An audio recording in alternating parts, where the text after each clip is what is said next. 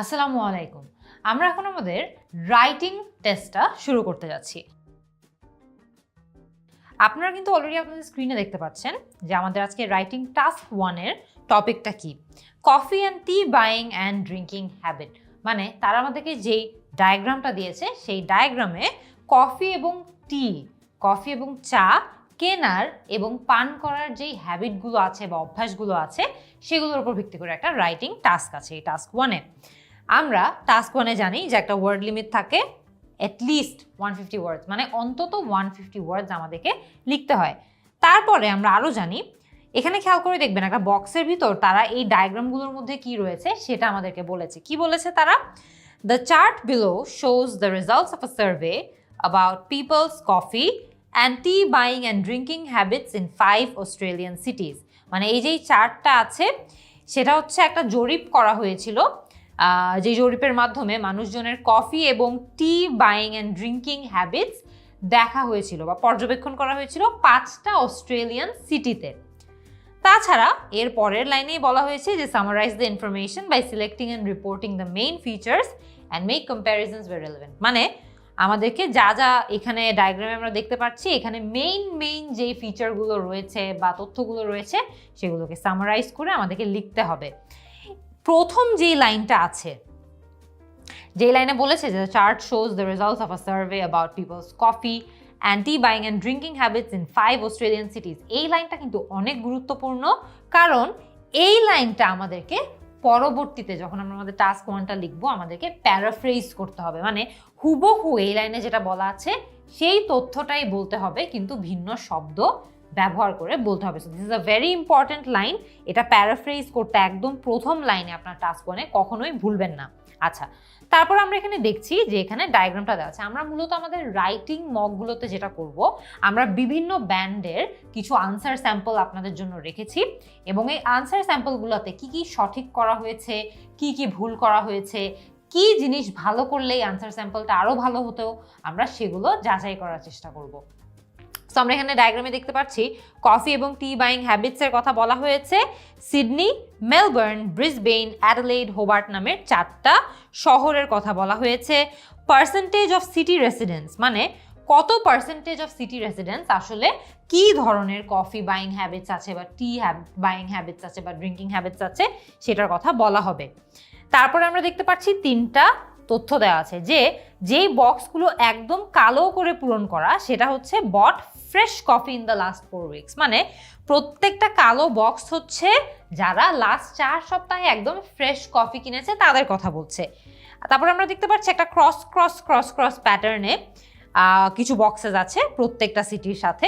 সেই ক্রস যে বক্সগুলো আছে সেগুলো হচ্ছে ইনস্ট্যান্ট কফি যারা কিনেছে তাদের কথা বলছে গত 4 সপ্তাহে। এবং একটা আছে একটু হালকা অ্যাশ কালারের প্রত্যেকটা শহরের সাথে, সেটা হচ্ছে went to a cafe for coffee or T in the last 4 weeks. মানে লাস্ট 4 সপ্তাহে তারা কফি অথবা চা কিনতে একটা ক্যাফেতে গিয়েছিল, খেতে একটা ক্যাফেতে গিয়েছিল। আমরা মোটামুটি ডায়াগ্রামের তথ্যটা বুঝেছি। আমরা এবার দেখি যে একজন যে অ্যান্সারটা অ্যাটেম্প্ট করেছে সেই অ্যান্সারটা কিভাবে অ্যাটেম্প্ট করেছে।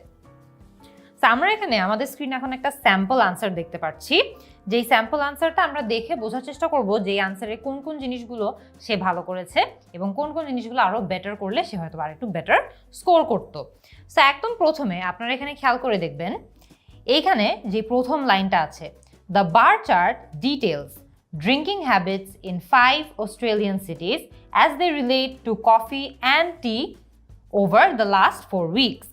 এই যেই সেন্টেন্সটা আছে এই সেন্টেন্সটা কিন্তু এই সেন্টেন্সের একটা প্যারাফ্রেজ এবং এটা প্রত্যেকটা লেখার জন্য কিন্তু ম্যান্ডেটরি। এটা আপনাদের যে রাইটিং স্যাম্পলটা আছে বা রাইটিং টেস্টটা আছে সেখানে কিন্তু এটা লিখতেই হয়, প্যারাফ্রেজ করে লিখতেই হয়। সো এখানে আপনাদের প্যারাফ্রেজিং স্কিলস অনেক ভালো থাকতে হবে এবং সিনোনিমস সম্পর্কে অনেক ভালো ধারণা থাকতে হবে। কেন বলছি খেয়াল করে দেখবেন, এই যে লাইনটা আছে এইখানে বার চার্ট না, প্রশ্নে বলেছিল চার্ট, এই লাইনের প্যারাফ্রেজ এই প্রথম লাইনটা। সো এখানে চার্ট বলেছে, এখানে সে বার চার্ট বলেছে। তাছাড়া এইখানে খেয়াল করে দেখবেন সে বলেছে শোজ, ঠিক এই জায়গাটাতে এটা হয়ে গিয়েছে ডিটেলস। মানে এখানে বলেছে চার্ট বিলো শোজ, আপনি অ্যান্সারে দিয়েছেন দ্য বার চার্ট ডিটেলস, বা ইনি যে অ্যান্সার করেছে সে বলেছে ডিটেলস। তারপরে দেখবেন এখানে বলেছে the results of a survey etcetera etcetera, বলেছে coffee and tea buying and drinking habits in 5 Australian cities, এবং এইখানে বলেছে in 5 Australian cities as they relate to coffee and tea over the last 4 weeks. এই যে লাইনটা আছে এখানে খুব গুরুত্বপূর্ণ একটি তথ্য মিস হয়ে গিয়েছে। খেয়াল করে দেখবেন প্রশ্নে আমাদেরকে বলেছিল বাইং অ্যান্ড ড্রিঙ্কিং হ্যাবিটস, ইনি যে অ্যান্সার লিখেছে ইনি লিখেছে শুধুমাত্র ড্রিঙ্কিং হ্যাবিটস, তার মানে সে খুব গুরুত্বপূর্ণ একটা জিনিস মিস করেছে, সেটা হচ্ছে বাইং। সো আমাদের এখানে বাইং এবং ড্রিঙ্কিং হ্যাবিটসের কথা বলা হয়েছে, আমাদের হয়তো বা এখানে বলা উচিত ছিল যে পারচেজিং, হেন্স বাইং, মানে বাইং এর সিনোনিম হিসেবে পারচেজিং সে দিতে পারতো, অ্যান্ড ড্রিঙ্কিং হ্যাবিটস হয়তো বা সে ড্রিঙ্কিং হ্যাবিটস না বলে কনজাম্পশন বলতে পারতো, কারণ টি অ্যান্ড কফি তো আসলে কনজিউমও করে ড্রিঙ্কও করে, অসুবিধা কিন্তু নাই। সো তাইলে এখানে সে তথ্যটা মিস করতো না, আমরা এখানে বাইং এর পরিবর্তে পারচেজিং বলতে পারতাম, যেখানে এই ব্যক্তিটা পুরোপুরি বাইং এর কথা মিস করেছে, তাই সে কিন্তু এখানে প্যারাফ্রেজিং এ মার্ক একটু কম পাবে। সো এই ইন্ট্রোডাক্টরি যেই সেন্টেন্সটা আছে, এই সেন্টেন্সটা হচ্ছে মূলত এই সেন্টেন্সের প্যারাফ্রেজ। আচ্ছা, তারপরে খেয়াল করে দেখবেন এখানে বলেছে overall more than half the population in all cities except Adelaide went to a cafe for coffee or tea, while buying instant coffee was also popular and buying fresh coffee generally less common. এই যে সেন্টেন্সটা আছে এটাকে কিন্তু বলে হলো overview sentence, এবং এই ওভারভিউ সেন্টেন্সটাও কিন্তু IELTS টাস্ক 1 এ খুবই ম্যান্ডেটরি, এটা থাকতেই হবে। আপনার ইন্ট্রোডাক্টরি স্টেটমেন্টটা বলার পরে একটা ওভারভিউ স্টেটমেন্ট দিতে হয়, যে ওভারভিউ স্টেটমেন্টে আপনি মূলত পুরো ছবিটা দেখে মূল কি কি তথ্য খেয়াল করতে পারছেন, বা একদম খুবই স্পেসিফিক হাইলাইট যেগুলো আছে, যেগুলো চোখে পড়ার মতো তথ্য, সেই তথ্যগুলো এই ওভারভিউ স্টেটমেন্টে দিতে হয়। এখানে সে ওভারভিউ স্টেটমেন্টটা ওভারঅল শব্দটা দিয়ে শুরু করেছে, হুইচ ইজ গুড। ওভারঅল শব্দটা দিয়ে যদি শুরু হয়ে থাকে তাহলে কিন্তু ভালো। ওভারভিউ স্টেটমেন্ট সাধারণত ওভারঅল দিয়েই শুরু করতে হয়। তারপরে খেয়াল করে দেখবেন বলেছে more than half the population in all cities except Adelaide, মানে অ্যাডিলেড বাদে বাকি সব সিটিজে ক্যাফেতে কফির জন্য অথবা টি এর জন্য যেত। went to a cafe for coffee or tea more than half the population, তার মানে তাদের যত পপুলেশন জনসংখ্যা রয়েছে তার থেকে মোর দেন হাফই আসলে এই ক্যাফেতে গিয়ে তারা কিন্তু এই যে ক্যাফে আর কফির জন্য যাচ্ছে হচ্ছে এই গ্রেটা। সো খেয়াল করে দেখবেন এই গ্রে বাকিদের ক্ষেত্রে 50%-এর উপরে, শুধুমাত্র অ্যাডিলেডের ক্ষেত্রে 50%-এর নিচে। সো সে একটা ভালো তথ্য বলেছে। তারপরে কি বলেছে, while buying instant coffee was also popular and instant coffee was also popular, আচ্ছা সে এটা নিয়ে আর তেমন কিছু বলেনি। ইনস্ট্যান্ট কফি সবার ক্ষেত্রেই মোটামুটি সিমিলার লেভেলেরই popular, and buying fresh coffee generally less common, যে সব ক্ষেত্রেই ফ্রেশ কফি সবার ক্ষেত্রেই আসলে কম কমন, মানে এতটা কমন না। কিন্তু এই সেন্টেন্সটাকে ওভারঅল আরও বেটারভাবে স্ট্রাকচার করা যেত, যেমন overall more than half the population in all cities except Adelaide went to a cafe for coffee or tea, এই জায়গাটাতে আমরা একটা সেমিকোলন দিয়ে এটাও বলতে পারতাম additionally buying instant coffee was also popular among all the cities in general and buying fresh coffee was less common, অথবা buying fresh coffee was less common among people। অনেকভাবেই কিন্তু এই সেন্টেন্সটাকে একটু ভেঙে আর একটু ছোট করা যেত। এত বড় একটা সেন্টেন্স দিলে অনেক সময় দেখা যায় কমা স্প্লাইস করার এরর বেড়ে যায় বা সেন্টেন্সটা শোনাতে খুব ক্লামজি লাগে। সো এখানে আমার যতটুকু বেটার মনে হয় সেটা হচ্ছে যে এই জায়গাটাতে আমরা একটা সেমিকোলন দিয়ে দুটো সেন্টেন্সকে ভাগ করে দিতাম, তারপরে পরবর্তী সেন্টেন্সটাকে লিখতাম এডিশনালি বা কোনো একটা লিঙ্কিং ওয়ার্ড ইউজ করে। খেয়াল করে দেখবেন লিঙ্কিং ওয়ার্ড ইউজ করার জন্য কিন্তু আপনার কাছে বাড়তি মার্ক দেওয়া হয়। সো আমরা যদি এখানে ভাগ করে আলাদা লিঙ্কিং ওয়ার্ড দিতাম আসলে ভালোই হতো, সমস্যা নাই। আমরা ওভারঅল জানি যে আমাদের টাস্ক অ্যাচিভমেন্টে মার্ক রয়েছে, টাস্ক অ্যাচিভমেন্ট। তাছাড়া আমাদের কোহেরেন্স অ্যান্ড কোহিশনে মার্ক রয়েছে, কোহেরেন্স অ্যান্ড কোহিশন। তাছাড়া লেক্সিক্যাল রিসোর্সে মার্ক রয়েছে এবং গ্রামাটিক্যাল রেঞ্জ অ্যান্ড অ্যাকিউরেসিতে মার্ক রয়েছে।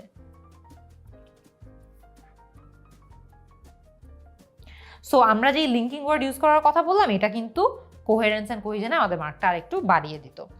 তারপরে সে হচ্ছে তার ডিটেলগুলোতে গিয়েছে। এই প্যারাগ্রাফের মেইন যে সমস্যাটা আছে সেই সমস্যাটা হচ্ছে এই প্যারাগ্রাফটাতে, এই যে এসেটা আছে এখানে প্যারাগ্রাফিং খুবই খারাপভাবে করা হয়েছে। খেয়াল করে দেখবেন এখানে তারা ইন্ট্রোডাক্টরি স্টেটমেন্ট, ওভারভিউ স্টেটমেন্ট সবগুলো প্যারাগ্রাফকে একসাথে গ্রুপ করে দিয়েছে, যেটা করাটা ঠিক হয় নাই। এখানে ইন্ট্রোডাক্টরি যে লাইনটা আছে বা সেন্টেন্সটা আছে এটাকে একটা প্যারাগ্রাফে দেওয়া উচিত ছিল বা একটা লাইনে দেওয়া উচিত ছিল, তারপরে একটা গ্যাপ দিয়ে ওভারভিউ স্টেটমেন্টটা দেওয়া উচিত ছিল, তারপরে এই যেই প্যারাগ্রাফগুলো আছে এগুলোকে অন্তত 2টা প্যারাগ্রাফে ভাগ করা উচিত ছিল, তারপর একটা কনক্লুডিং স্টেটমেন্ট দেওয়া উচিত ছিল। এই যে প্যারাগ্রাফিং এর কথাটা আমি বললাম, প্যারাগ্রাফিংটাও কিন্তু কোহেরেন্স অ্যান্ড কোহিশনের সাথে রিলেটেড। সে যেহেতু ভালোভাবে প্যারাগ্রাফিং করে নাই, সে কোহেরেন্স অ্যান্ড কোহিশনে আবারও কম মার্ক স্কোর করবে। Looking first of all at going two ক্যাফেজ, এই সেন্টেন্সটা কিন্তু, এই ফ্রেজটা হয় নাই, এই ফ্রেজটা গ্রামাটিক্যালি ভুল। এটা এভাবে বলা উচিত ছিল, first of all if we take a look at cafes, but if we take a look at the percentage of people going to cafes for purchasing coffee or tea, এভাবে করে স্টেটমেন্টটা শুরু করা উচিত ছিল। এটা কিন্তু হয় নাই। Looking first of all at going two cafe, এটা হয়নি। It was most characteristic of Melbourne and Hobart at 64 and 63%.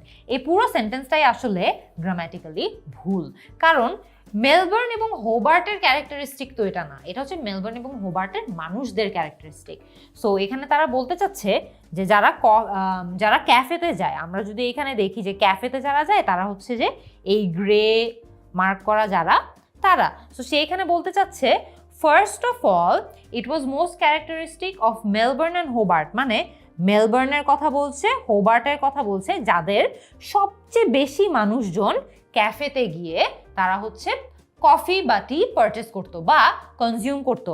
এইখানে সবচেয়ে ভালো হতো যদি সে এভাবে বলতো যে first of all if we take a look at the population বা at the percentage of people অথবা রেসিডেন্টস, এখানে যেমন রেসিডেন্টস বলা হয়েছে, who went to a cafe for coffee or tea, Melbourne and Hobart had the highest percentage of such people, অথবা Melbourne and Hobart had the highest percentage of people who went to a cafe for coffee or tea in the last 4 weeks. So এই জায়গাটাতে কিন্তু সেন্টেন্সটাকে আরো সুন্দর করে phrase করলে আরো better হতো।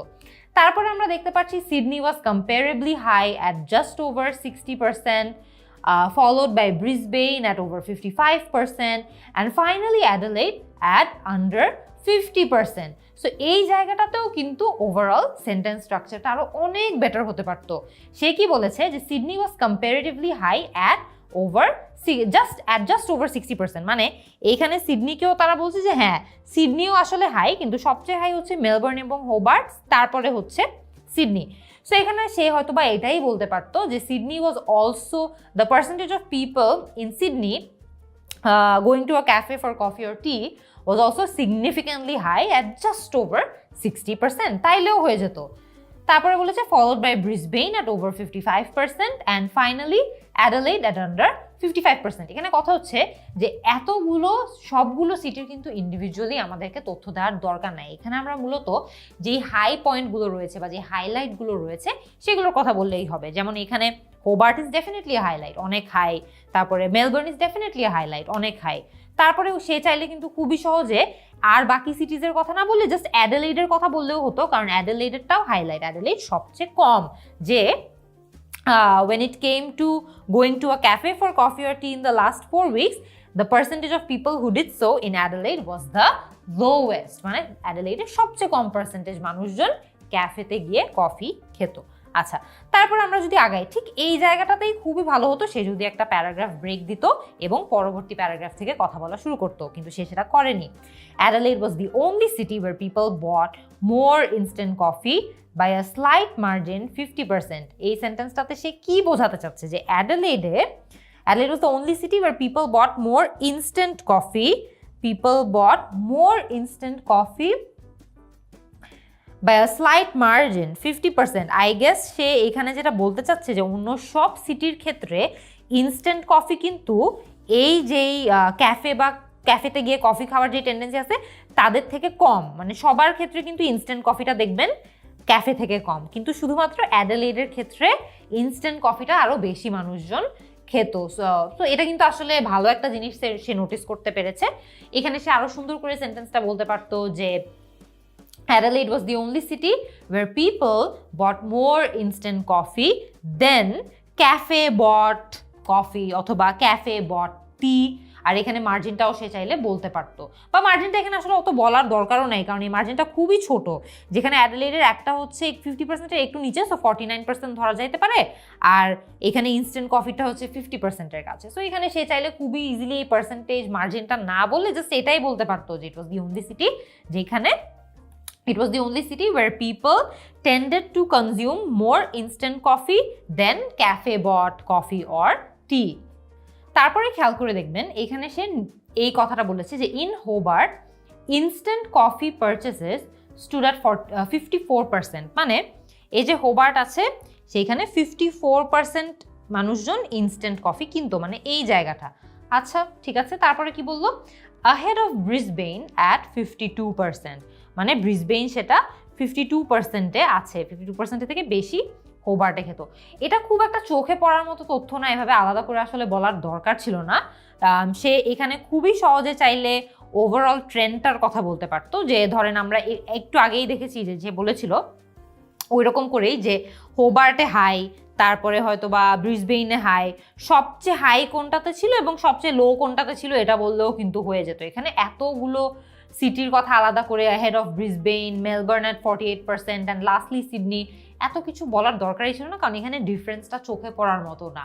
সো এটা আমরা এত আলাদা করে না বলে আমরা জাস্ট ওভারঅল ট্রেন্ডটার কথা বলতে পারতাম যে সবারই হচ্ছে 45-এর থেকে একটু বেশি, তো এটা হচ্ছে 45 সবচেয়ে লো এবং সবচেয়ে হাই হচ্ছে 54%-এর আশেপাশে। সো সবারটাই 45 থেকে 54%-এর আশেপাশে হাই। মানে ওভারঅল আমরা যদি বলতে চাই যে when it came to instant coffee purchasing habits, all the cities had purchasing in all the cities the percentage of residents that bought instant coffee ranged from between 45 to 46, এটা 46 হবে বা 45 হবে।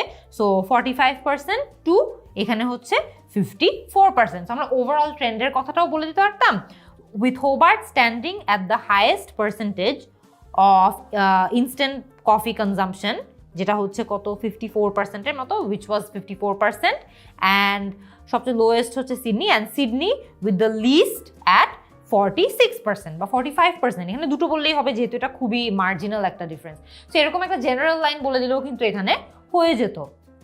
তারপরে সে আরেকটা জিনিস করেছে, খেয়াল করে দেখবেন, and lastly Sydney just over 45%-টা সে ব্র্যাকেটে দিয়েছে। এটা কিন্তু কোনো দরকারই নেই এইভাবে ব্র্যাকেটে দেওয়ার। সে আমরা যেভাবে বলেছি সেন্টেন্সটা ওভাবে লিখলে ব্র্যাকেটে এইভাবে দেওয়ার দরকারই হতো না। সো এই জাতীয় যেই লেখাগুলো আছে যেখানে আমরা এই যে ব্র্যাকেটে এরকম করে দিয়ে দিই, সেগুলো একাডেমিক রাইটিং এভাবে না লিখলেই বেটার, একটা সেম ফ্লোতে লিখে ফেললেই বেটার হয়। Stocking up on fresh coffee was below 45% for all সিটিজ। মানে সে এইখানে একটা ভালো কাজ করেছে, যেটা হচ্ছে ফ্রেশ কফির ক্ষেত্রে জেনারেল আইডিয়াটা আগে দিয়ে দিয়েছে যে যখন ফ্রেশ কফির কথা আসে সব ফ্রেশ কফির ক্ষেত্রেই সবাই হচ্ছে 45%, মানে 45%-এর নিচে ওভারঅল ওদের পার্সেন্টেজ কনজাম্পশন বা পার্সেন্টেজ অফ সিটি রেসিডেন্টস যারা কনজিউম করতো। সো এইখানে ভালো কাজ করেছে জেনারেল একটা তথ্য দিয়ে। It was most common in Sydney 44%, যেখানে আমরা যদি সিডনিটা খুঁজে বের করি, সিডনিটা হচ্ছে আমরা যদি এখানে ফ্রেশ কফির কথা বলি, হ্যাঁ ঠিক আছে, সিডনি সবচেয়ে হাইয়েস্ট, যেটা হচ্ছে 43 বা 44%-এর দিকে। Melbourne at 42%। It was most common in Sydney 44% and Melbourne 42%। আচ্ছা, হোবার্ট ওয়াজ নেক্সট। আগেন আমি যেটা বলছি এখানে আবার সে একটা কাজ করেছে, যেটা হচ্ছে আবার লাইন বাই লাইন প্রত্যেকটা সিটিটা আলাদা আলাদা করে বলেছে যে Hobart was next at 39% and Adelaide and Brisbane were much lower and nearly level at around 34%। যে অ্যাডিলেইড এবং ব্রিসবেনেরটা আমরা যদি তাদের ফ্রেশ কফি পারচেজেসগুলো দেখি, তাহলে অ্যাডিলেইড এবং ব্রিসবেনেরটা হচ্ছে যেটা হচ্ছে দুইটাই 34%-এর আশেপাশে। So nearly level at around 34%। এই যেই ফ্রেজটা সে ইউজ করেছে এটা ভালো করেছে, খুব মানে এটা খুব সুন্দর একটা ইউনিক ভোক্যাবুলারির ইউজেজও রয়েছে। সো এটা ভালো করেছে সে। কিন্তু এই জায়গাটাতে আমার মনে হয় যে এতগুলো সিটির আলাদা আলাদা না বলে সে জাস্ট হাই পয়েন্টসগুলো বা লো পয়েন্টসগুলো বলে ভালো করেছে। এর আগে আমরা দেখেছি যে অনেকগুলো ক্ষেত্রে সে প্রত্যেকটা সিটিটা আলাদা আলাদা করে বলেছে, যেটা দরকার ছিল না। এখন আমরা যদি ওভারঅল এই রাইটিং টাস্কের কথা বলি, তাহলে সবচেয়ে প্রথমে এই রাইটিং টাস্কটা যেই জায়গাটাতে কম মার্ক পাবে সেটা হচ্ছে সেন্টেন্স স্ট্রাকচার। আমরা অনেকগুলো জায়গায় দেখেছি যে সে সেন্টেন্স স্ট্রাকচারিংগুলো খুব ক্লামজিভাবে করেছে। যেমন এই যে প্রথম দিকের আমরা যে লাইনটা দেখেছিলাম, সেই লাইনটাতে সে সহজেই চাইলে লাইনটাকে ভেঙে দুভাগ করে একটা কম্পাউন্ড অথবা কম্পাউন্ড কমপ্লেক্স সেন্টেন্স তৈরি করতে পারতো, লিঙ্কিং ওয়ার্ড ব্যবহার করে ভাগ করতে পারতো, তাইলে আরেকটু মার্ক পেতো। লিঙ্কিং ওয়ার্ড ব্যবহার করলে সে কোহিশন অ্যান্ড কোহেরেন্সেও মার্ক পেতো। সেন্টেন্স স্ট্রাকচারটা একটু সুন্দর অ্যাডভান্স সেন্টেন্স স্ট্রাকচার করলেও সে কোহেরেন্স অ্যান্ড কোএফিশিয়েন্টে মার্ক পেতো, সেটা সে করে নাই। ওভারঅল এখানে যেই সেন্টেন্সগুলো রয়েছে এখানেও আমি আপনাদেরকে বলেছি যে প্রত্যেকটা সিটিটা আলাদা আলাদা করে পার্সেন্টেজ দেওয়া দরকার ছিল না। যদি ওর সেন্টেন্স স্ট্রাকচারগুলোকে হাই পয়েন্ট, লো পয়েন্ট এবং জেনারেল ট্রেন্ডের মধ্যে ভাগ করতো তাহলে ভালো হতো। আপনাদেরকেও যখন এরকম বার চার্ট বা কোনো ধরনের লাইন গ্রাফ ডিফাইন করতে হবে, ডিসক্রাইব করতে হবে, আপনারাও চেষ্টা করবেন সবচেয়ে প্রথমে চোখে পড়ার মতো হাই পয়েন্ট যেটা আছে এবং লো পয়েন্ট যেটা আছে এই দুটো নিয়ে কথা বলতে, তার পরবর্তীতে হচ্ছে জেনারেল ট্রেন্ড যেটা আছে সেটা নিয়ে কথা বলতে। নাইলে একদম প্রত্যেকটা যে সিডনি 54%, মেলবোর্ন 55%, ব্রিসবেন 40%, এভাবে করে প্রত্যেকটা আলাদা আলাদা করে বলার দরকার নেই। চোখে পড়ার মতো তথ্যগুলো বলবেন, তাহলে সেন্টেন্স স্ট্রাকচারটা বেটার হবে।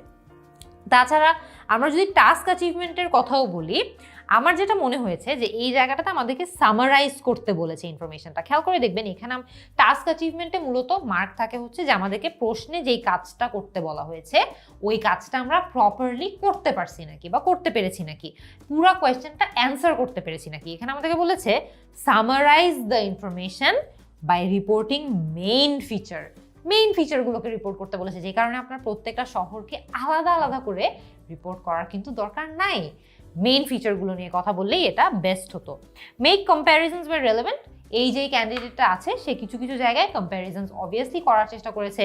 যেমন অনেক ক্ষেত্রে সে একটা জায়গায় বলেছিল, খেয়াল করে দেখবেন যে Adelaide was the only city where people got more instant coffee by a slight margin. মানে সব সিটির মধ্যে দেখা গিয়েছিল যে ইনস্ট্যান্ট কফি কম পারচেস করা হতো অন্যগুলোর তুলনায়, কিন্তু Adelaide was the only city যেখানে ইনস্ট্যান্ট কফি বেশি পারচেস করা হতো। এটা সুন্দর একটা অবজারভেশন ছিল। এরকম ধরনের যে কি অবজারভেশনগুলো আছে এগুলোই তার রাইটিং আরও বেশি থাকলে সে টাস্ক অ্যাচিভমেন্টে আরও বেশি মার্ক পেত, কারণ সে মেইন ফিচারগুলো নিয়ে রিপোর্ট না করে প্রত্যেকটা ফিচার ইন্ডিভিজুয়ালি রিপোর্ট করতে গিয়েই তার টাস্ক অ্যাচিভমেন্টে মার্কটা কমে যাবে। কোহেশন অ্যান্ড কোহেরেন্স নিয়ে তো আমরা অলরেডি কথা বলেছি। লেক্সিক্যাল রিসোর্সের ক্ষেত্রে আমি বলবো যে এই যে ক্যান্ডিডেটটা ছিল সে কিন্তু ওভারঅল বেসিক টাস্ক অ্যাচিভ করতে পেরেছে লেক্সিক্যাল রিসোর্সের ক্ষেত্রে। যেমন প্রথম প্যারাটাকে প্যারাফ্রেজ করার উপর একটা মার্ক থাকে, সে প্যারাফ্রেজ করেছে। ওভারভিউ স্টেটমেন্ট লেখানোতে একটা মার্ক থাকে, সেটাও সে করতে পেরেছে। কিন্তু ওভারঅল খেয়াল করে দেখবেন যে সে খুব একটা বেশি আনকমন ভোক্যাবুলারি কিন্তু ইউজ করেনি, খুবই বেসিক ভোক্যাবুলারি ইউজ করেছে। এবং অনেক ক্ষেত্রে দেখা গিয়েছে যে তার ভোক্যাবুলারিগুলো খুবই ইউজুয়াল, মানে দৈনন্দিন জীবনে আমরা যেরকম ভোক্যাবুলারি ব্যবহার করি সেরকম। IELTS রাইটিংয়ে আপনাকে কিছু কিছু জায়গায় অ্যাডভান্স ভোক্যাবুলারি ইউজ করতে হবে, কিন্তু এই অ্যাডভান্স ভোক্যাবুলারিটা রেলেভেন্টও হতে হবে। সো এই ক্ষেত্রে সে যে জায়গাটাতে একটু শর্ট ফল করেছে সেটা হচ্ছে তার অ্যাডভান্স ভোক্যাবুলারি ইউজেজে। সে আনকমন ভোক্যাবুলারি তেমন একটা ইউজ করতে পারে নাই, বাট রেলেভেন্ট ভোক্যাবুলারি ইউজ করেছে। সো আমরা কমপ্লিটলি ওকে এখানে জিরোও দিব না, সে রেলেভেন্ট ভোক্যাবুলারি ইউজ করেছে, বাট ইউনিক অ্যাডভান্স ভোক্যাবুলারি তেমন একটা ইউজ করতে পারে নাই। গ্রামাটিক্যাল রেঞ্জ এবং অ্যাকুরেসিতে আমরা দেখেছি যে সেন্টেন্স স্ট্রাকচার কনস্ট্রাকশনে তার অনেকগুলো জায়গায় ভুল ছিল। যেমন আমরা এখানে দেখেছি looking first of all at going to cafes. Going to cafes তো একটা ইনসিডেন্ট, আমরা কিন্তু চাইলে গোয়িং টু ক্যাফেজে তাকাতে পারবো না, তাই না? আমরা মানুষজনগুলোর দিকে তাকাতে পারবো, আমরা জিনিসের দিকে তাকাতে পারবো, কিন্তু আমরা তো ক্যাফে গোয়িং এর দিকে তাকাতে পারবো না। আপনারা কি ভুলটা বুঝতে পারছেন?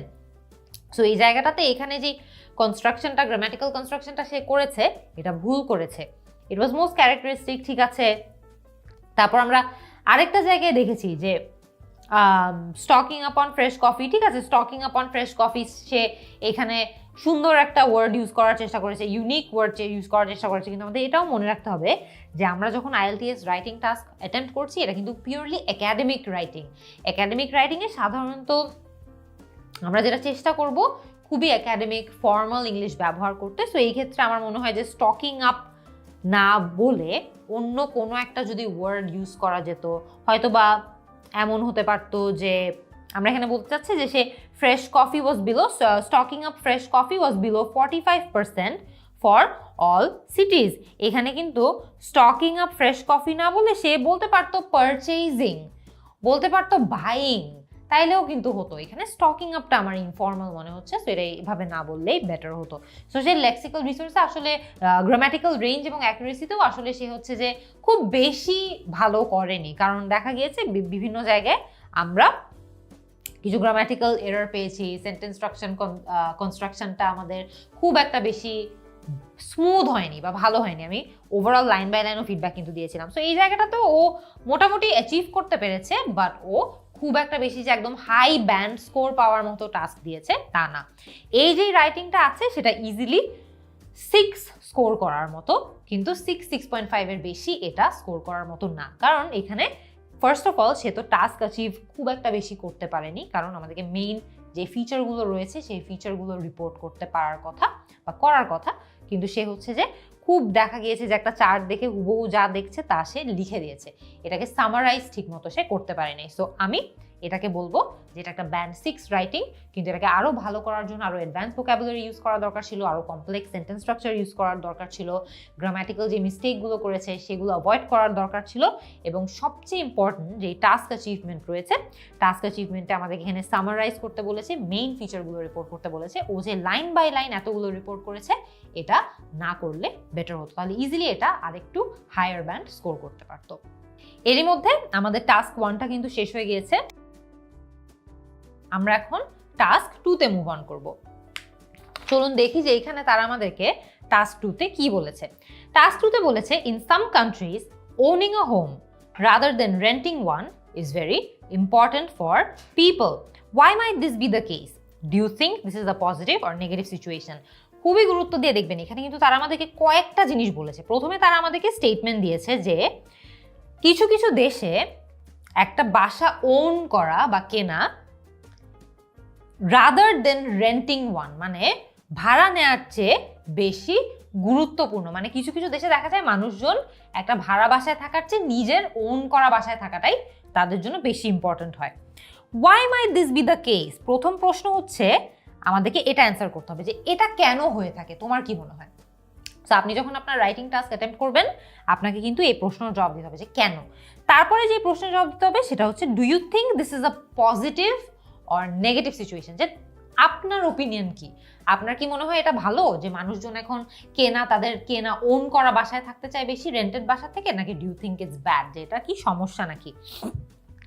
তারপরে আমাদেরকে ওরা একটা প্রম্পট দিয়েছে, খেয়াল করে দেখবেন, বলেছে give reasons for your answer and include any relevant examples from your knowledge or experience. যে যাই অ্যান্সার আপনি দিবেন না কেন আপনাকে সেটার কারণ দিতে হবে এবং রেলেভেন্ট এক্সাম্পল দিতে হবে বা সঠিক উদাহরণও দিতে হবে। আচ্ছা, আমরা এখন অ্যান্সারটা দেখি। একটা স্যাম্পল অ্যান্সার আমাদের কাছে আছে। আমাদের স্যাম্পল অ্যান্সারটা আমরা দেখতে পাচ্ছি এখানে ওয়ার্ড কাউন্ট 293। আমরা জানি টাস্ক 2তে 250 ওয়ার্ডসের একটা মিনিমাম ওয়ার্ড লিমিট থাকে, মানে আমাদের অন্তত পক্ষে 250 শব্দ লিখতেই হয়।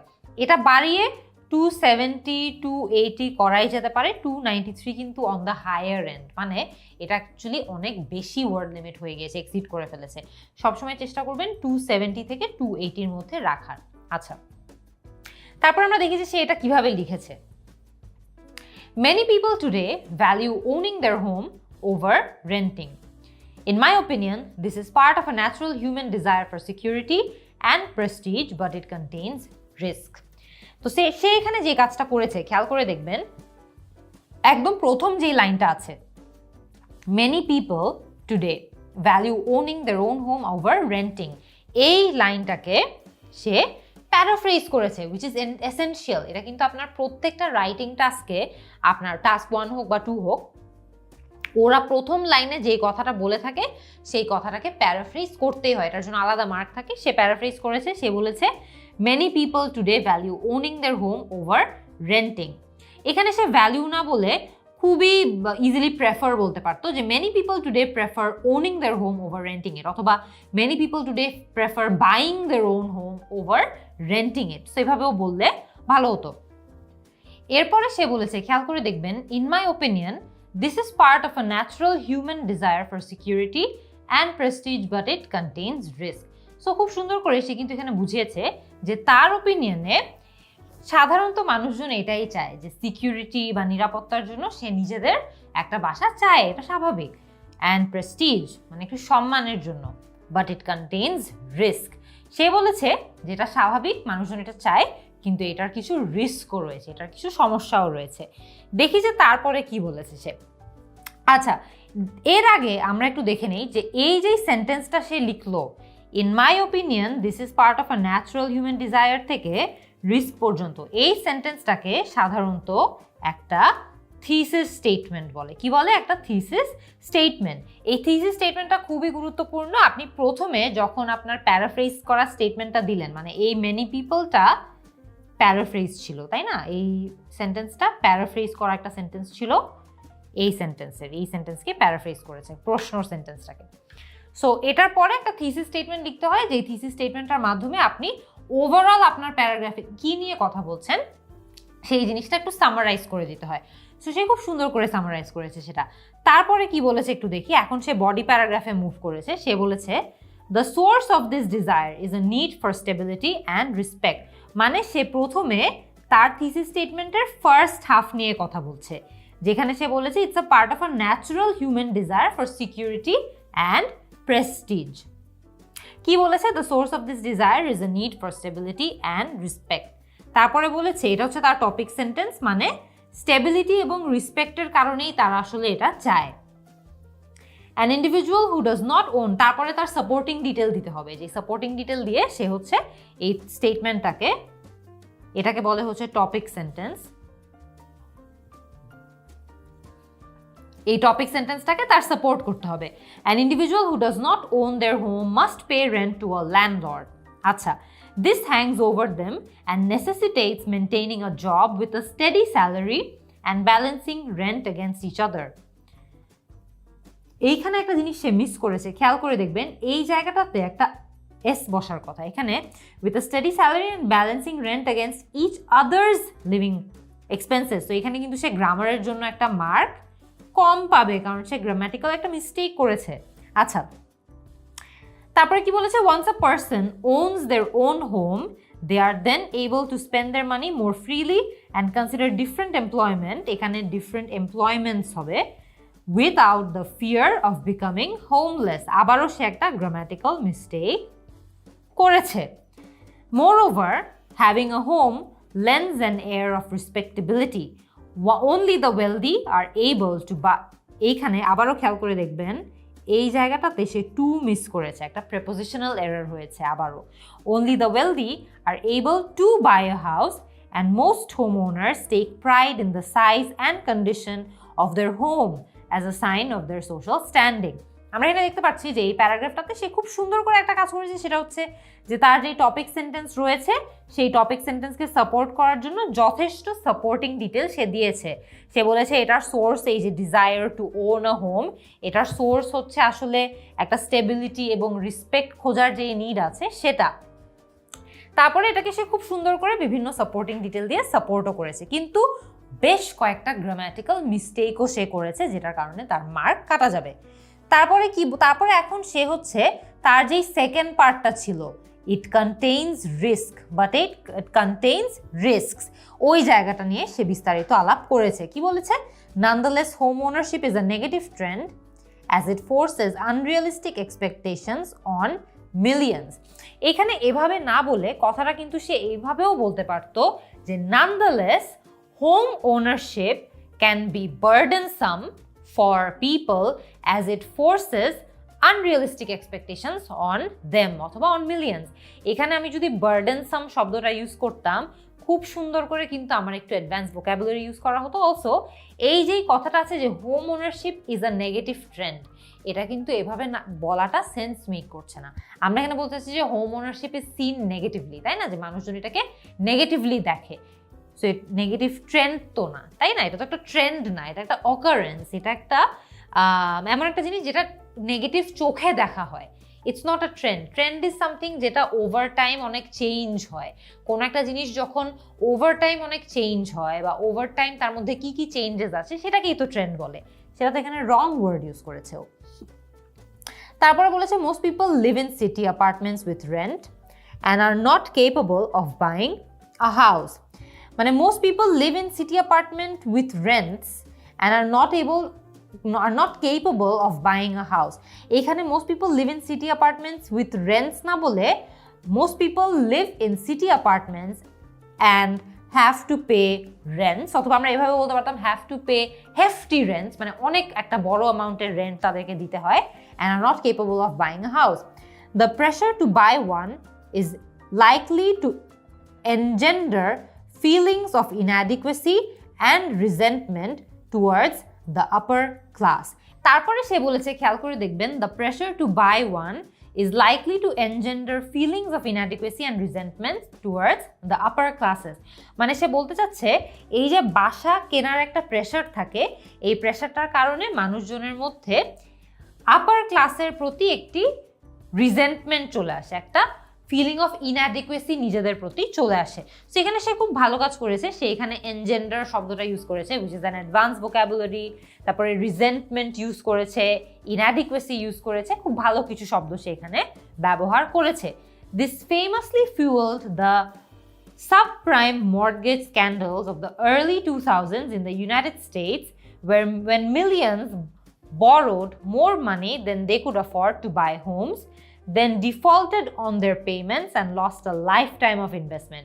খুব ভালো একটা সেন্টেন্স, এখানে সে খুব সুন্দর করে খুব ইন্টারেস্টিং কিছু ভোকাবুলারি ইউজ করেছে, যেমন ফুয়েলড, তারপরে সে একটা এক্সাম্পল দিয়েছে আর্লি 2000s-এ ইউএসএতে একটা স্ক্যান্ডাল হয়েছিল, সেই স্ক্যান্ডালটার কারণে কিভাবে আসলে অনেকজন অনেক টাকা লস করেছে, সব কিছুর কথা বলেছে, যেটা অ্যাকচুয়ালি মেইন টপিকটার সাথেও রেলেভেন্ট। সো ভালো কাজ করেছে। Had this same people opted to rent, they would have saved more money and could have invested in other forms of capital such as the stock market. খুব ভালো একটা sentence structure, unique advance একটা sentence construction, যে এই same মানুষগুলো যদি rent নিত তাহলে তারা আরো অনেক টাকা বাঁচাতে পারত এবং ইনভেস্ট করতে পারত। অনেক ক্ষেত্রে দেখবেন যে এই যে স্ট্রাকচারটা আছে, যে if these same people had invested, অনেক ক্ষেত্রে ইফের পরিবর্তে এই জায়গাটাতে হ্যাড ব্যবহার করা হয়, যে had this same people opted to rent, বা had this same people chosen to rent a home অথবা রেন্ট অ্যান অ্যাপার্টমেন্ট। সেটা কিন্তু অনেক সময় হয়, এটা একটা অ্যাডভান্স স্ট্রাকচার, খুব ভালো হয়েছে। ইন কনক্লুশন, এটা হচ্ছে তার concluding paragraph. In conclusion, owning a home is innately desirable, মানে আমরা এটা মন থেকে আসলে অনেক বেশি চাই যে আমাদের একটা নিজস্ব বাসা থাকবে, বাট ইন দি এন্ড, এখানে একটা কমা হওয়ার কথা ছিল, ও আচ্ছা, এইখানে in the end it causes হওয়ার কথা, but in the end causes more harm than good due to the pressure it places on individuals. এই সেন্টেন্সটাতে অসুবিধা নেই, কিন্তু আমি হলে এই জায়গাটাতে একটা কমা দিতাম, কারণ এটা একটা কমপ্লেক্স সেন্টেন্স, কিন্তু যে in conclusion owning a home is innately desirable, but in the end it causes more harm than good due to the pressure it places on individuals. তাহলে আরেকটু ক্লিয়ার হয়ে যায় সেন্টেন্সটা। Many people have learned this lesson and home ownership may begin to decline in the future, যে অনেকেই এটা আসলে শিখে ফেলেছে এবং আস্তে আস্তে ভবিষ্যতে হোম ওনারশিপ ডিক্লাইনও করতে পারে। খুব সুন্দর করে সে ডিক্লাইন ইউজ করেছে, আমরা কিন্তু খুবই সহজে চাইলে ফল ইউজ করতে পারতাম, কিন্তু ফল ইউজ না করে সে আরেকটু লেস ইউজড ওয়ার্ড ডিক্লাইন ব্যবহার করেছে এবং সুন্দর করে তার এসেটা শেষও করে দিয়েছে। এখানে খেয়াল করে দেখবেন তার ওয়ার্ড কাউন্ট 293, আমরা ওয়ার্ড কাউন্ট নিয়ে আগেই কথা বলেছি, এটা 270 to 280-এর মধ্যে রাখতে পারলে ভালো হতো। ওভারঅল তার প্যারাগ্রাফিংয়ে মার্ক সে ভালোই পাবে। আমি এখানে দেখতে পাচ্ছি যে সে মোটামুটি যেটা করেছে হচ্ছে যে প্যারাগ্রাফিং ঠিক রেখেছে, প্যারাফ্রেজিং করেছে, থিসিস স্টেটমেন্ট রেখেছে, টপিক সেন্টেন্স, সাপোর্টিং ডিটেল রেখেছে, এখানেও টপিক সেন্টেন্স রেখেছে। খেয়াল করে দেখবেন why this might be the case, সে প্রথম প্যারাগ্রাফে অ্যান্সার করেছে do you think this is a positive or negative situation, সে এইখানে যেটা করেছে হচ্ছে যে একটা নিউট্রাল অ্যান্সার রেখেছে। খেয়াল করে দেখবেন ও এখানে এটার পজিটিভ দিকগুলো নিয়েও ডিসকাস করেছে, আবার এটা যে নেগেটিভ দিকগুলো রয়েছে নেগেটিভ দিকগুলো নিয়েও ডিসকাস করেছে, বাট ওভারঅল তার আনসার একটু নেগেটিভের দিকেই, যে আসলে রেন্ট করলেই ভালো, হোম ওনারশিপে অনেক ধরনের সমস্যা হয়, সে একটা স্ক্যান্ডালের এক্সাম্পল দিয়েও মোটামুটি অ্যান্সারটা এলাবোরেট করতে পেরেছে। ওভারঅল আমি যা বলবো যে এটা ইজিলি 6.5 লেভেলের রাইটিং হতে পারে, কিন্তু আমি এর বেশি তাকে দিব না, কারণ এই জায়গাটাতে সে গ্রামারে অনেক জায়গায় অনেক ভুল করেছে। আমরা দেখতে পেরেছি যে একবার যদি গ্রামারের মিস্টেক হতো তাহলে এক্সামিনার হয়তো বা সেটা ইগনোর করতো, কিন্তু যেহেতু সে বারবার একই টাইপের গ্রামার, প্রেপোজিশন ভুল করেছে, সেন্টেন্স স্ট্রাকচার ভুল করেছে, কমা স্প্লাইস রেখেছে, এক জায়গায় সে আদার লিখে ফেলেছে আদার্সের পরিবর্তে, সো এই ধরনের যে ভুলগুলো আছে এগুলোর জন্য কিন্তু অনেক মার্ক মার্ক কাটা যায়। 6 থেকে 6.5 এই রাইটিংটা হয়তো বা ইজিলি স্কোর করতে পারতো, কিন্তু এর বেশি স্কোর করতে পারতো না, কারণ এর বেশি স্কোর করতে হলে আরও অনেক কম্প্যাক্ট হতে হয় রাইটিং, আরও অনেক অ্যাডভান্স ভোকাবুলারি ইউজেস থাকতে হয়। সে কিছু কিছু জায়গায় আমি দেখেছি অ্যাডভান্স ভোকাবুলারি ইউজ করেছে, কিন্তু ওভারঅল সে তার যে গ্রামাটিক্যাল মিস্টেকসগুলো ছিল সেগুলো অনেক বেশি ছিল, এবং এই কারণেই দেখা যাবে হয়তোবা সে এর বেশি স্কোর করতে পারবে না। রাইটিংয়ে কিন্তু অনেক অ্যাডভান্স ভোকাবুলারিতে ইউজ করতে হয়, বাট অনেক একাডেমিক হতে হয় আমাদের ল্যাঙ্গুয়েজটা। সো আই বিলিভ যে ওই জায়গাটাতে এই রাইটিংটা আরও অনেক বেটার করতে পারতো। এরই মধ্যে আমাদের এই রাইটিং টেস্টটা কিন্তু শেষ হয়ে গিয়েছে। আগামী ক্লাসে আপনাদের সবার সাথে আবারও দেখা হবে। আপনার যদি এই মক টেস্ট সলিউশন ভিডিওটি পছন্দ হয়ে থাকে, তাহলে আরও অ্যাডভান্স টিপস অ্যান্ড টেকনিক্স শিখে আইএলসে আপনার কাঙ্ক্ষিত স্কোরটি পেতে ভর্তি হয়ে যান আমার পূর্ণাঙ্গ আইএলস কোর্সে। কোর্সটি পেতে ভিজিট করুন 10minuteschool.com অথবা ডাউনলোড করুন 10 Minute School অ্যাপ। যে কোনো জিজ্ঞাসায় কল করুন 16910 নম্বরে।